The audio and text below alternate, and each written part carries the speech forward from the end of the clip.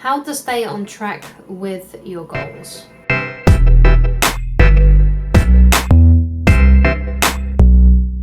Hi guys, my name is Christine Loveridge and I'm a dating, relationship and personal development coach.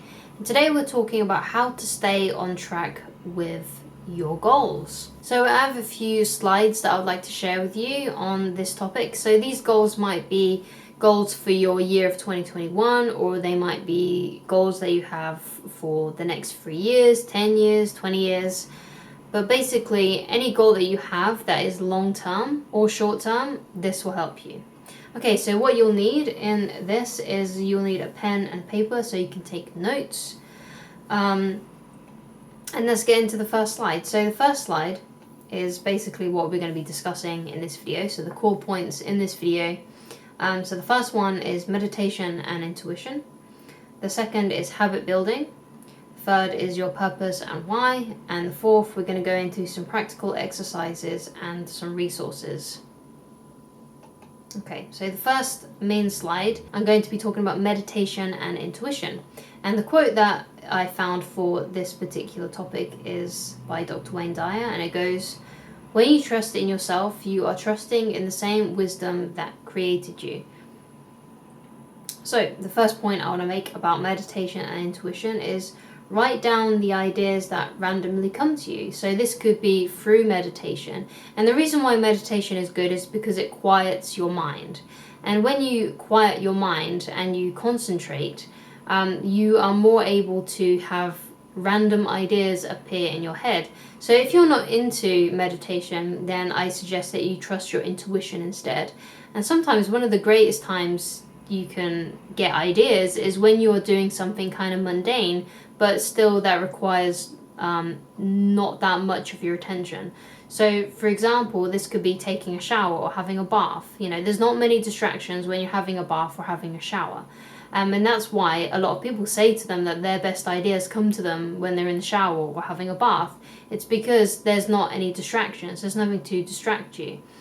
Which is basically what happens when you are meditating and also when you're doing something mundane. It might even be when you're driving a car as well. Even though you should be paying attention to the road, sometimes because you've done it so much that you're kind of on autopilot, sometimes random ideas can come into your head. Obviously, you can't write those down while you're in the car, which is why meditation or just taking an extra long shower might actually help you. So once these ideas come to you, when you're able to obviously write them down. So if you're in the shower, then obviously you need to get out the shower or get out the bath or have a notepad and pen in the bathroom with you so you can easily get out, write them down. And so basically this is what you need to do if you are becoming stuck with your goals. So if you are losing motivation, if you need an idea, so this might be especially for those that are creative, basically if you're feeling stuck, meditate on it. So, listen, just sit still for 20 minutes while listening to some music, quiet music that doesn't obviously require much attention, but preferably silence, or maybe if you live in a warmer climate right now, or it's summer, whenever you're reading or watching this, then you can sit out in nature, just sit quietly somewhere for 20 minutes. Maybe you might only need 5 minutes before an idea comes to you. But basically you want to be somewhere where you don't have that many distractions. So you need to be away from your phone, or it needs to be on silent or on airplane mode, and just wait for the ideas to come to you. I can't remember who it was, but it's something that I read or listened to or something. But there was someone that would actually sit for, people would pay them to sit for ideas. I have no idea who it is. Let me know if you know, write in the comments. But they'll pay him to sit for ideas, and basically what he would do, I think, was he would sit in a dark room and then the idea would just come to him. Or her. I can't remember who this was, but something that I read somewhere. Anyway, so that's something that you might want to try and do. Just turn all the lights off in your room or draw the curtains and just sit there in silence in the darkness and wait for the ideas to come to you if you are feeling stuck. Okay? So yeah, the next point is through meditation. Quiet your mind through meditation when you're troubled, and the answers will come to you. And basically this is just trusting your intuition, and trusting your inner guidance. Okay, so if you're feeling stuck and you need an idea, you need something to get you out of this rut, if you're in a rut, this will help you. Okay, it doesn't have to be meditation if you're not meditation inclined, but just do something where your mind is quiet. Okay, so the next slide is about habit building. Okay, so obviously it's New Year's has just gone by, and if you're watching this video when this video is uploaded, then what you are searching for right now, if you're not sure you're going to be able to maintain your goals, is habit building. And I've got a quote here which is actually by James Clear, but I forgot to put his name there. And it says, you do not rise to the level of your goals, you fall to the level of your systems. So the first point here is to start small if you are easily overwhelmed. So for example, this is one I've used quite a lot, is when people make their New Year's resolutions, usually they go for things that are too big that they have never accomplished before. It doesn't mean that you can't accomplish your goals, but you need to make sure that your system, your habit for doing so, is something that you can easily do. Because if it's something too difficult, or if it's something too big, you're going to overwhelm yourself.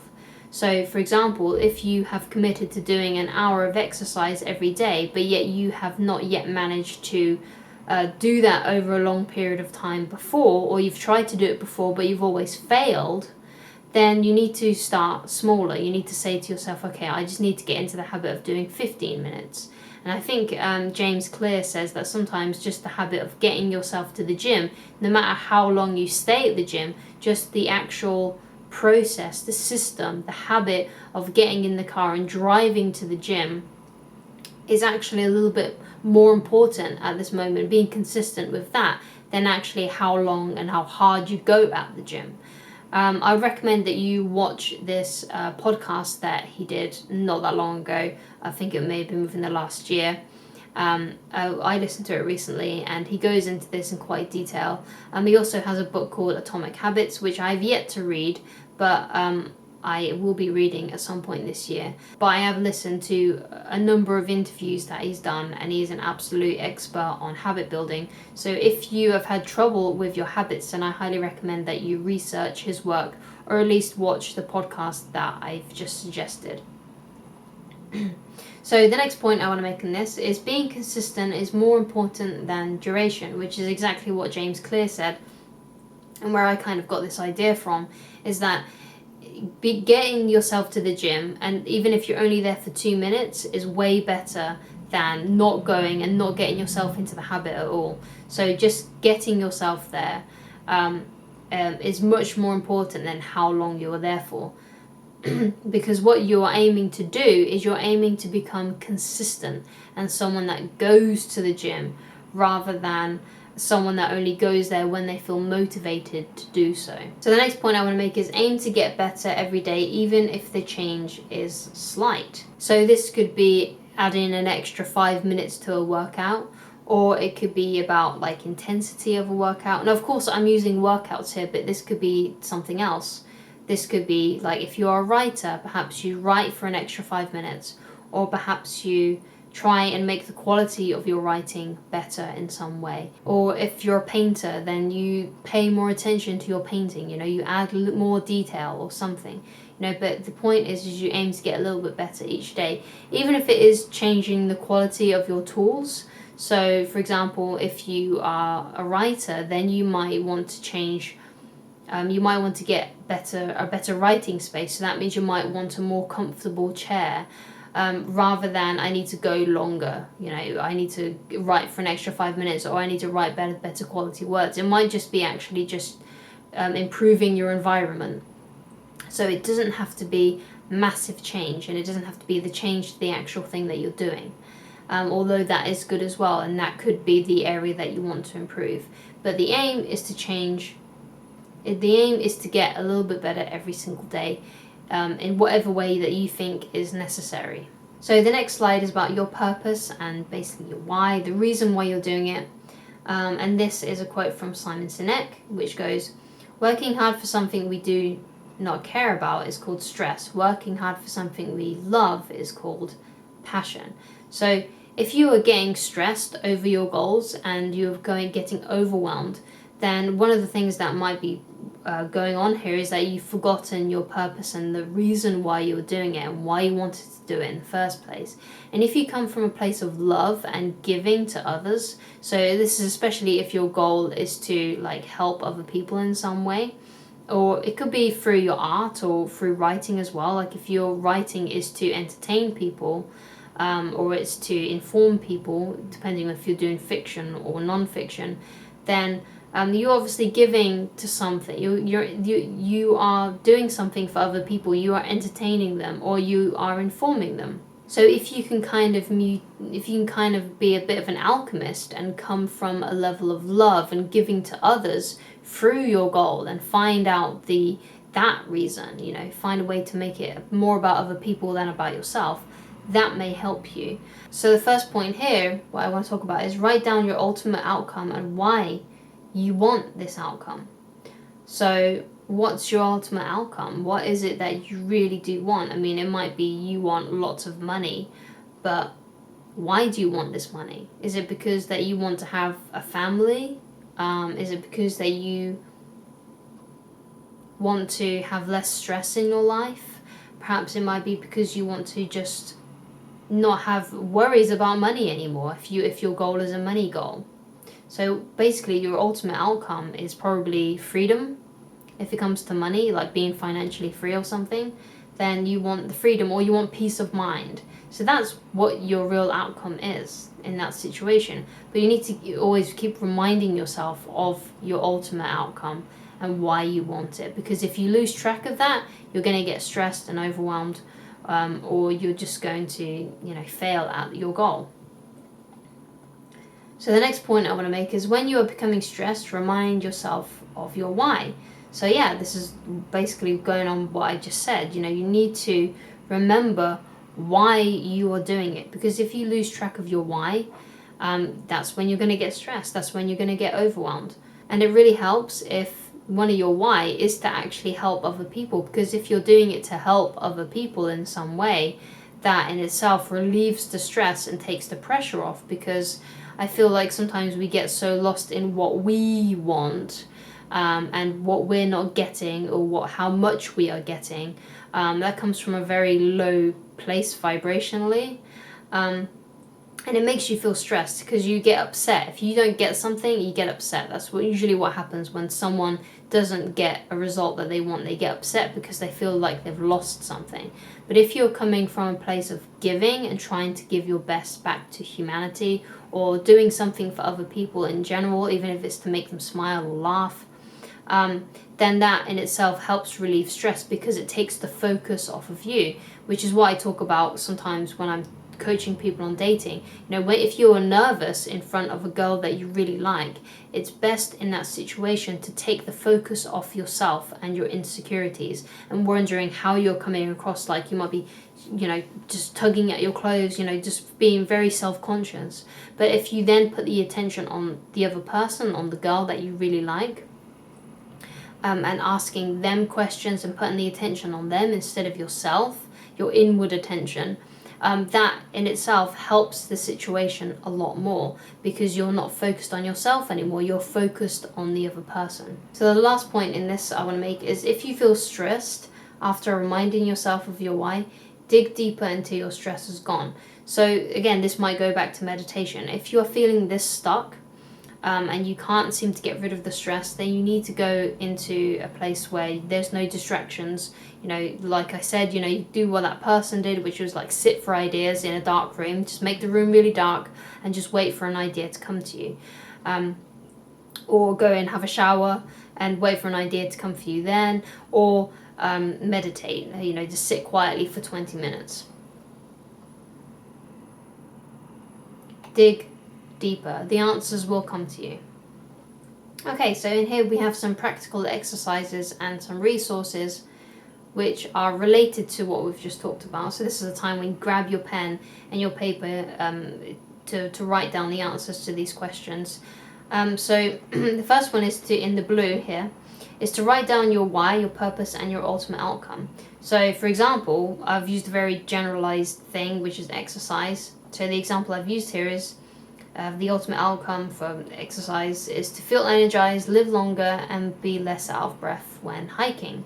So this was one of my goals. You know, I had a couple of years ago, I went on a hike with my fiance and her parents, and I felt really out of breath while going up this big hill. So that's something that I said to myself, like, I want to get fit so I don't feel as much out of breath when I was hiking. So that was one of my goals.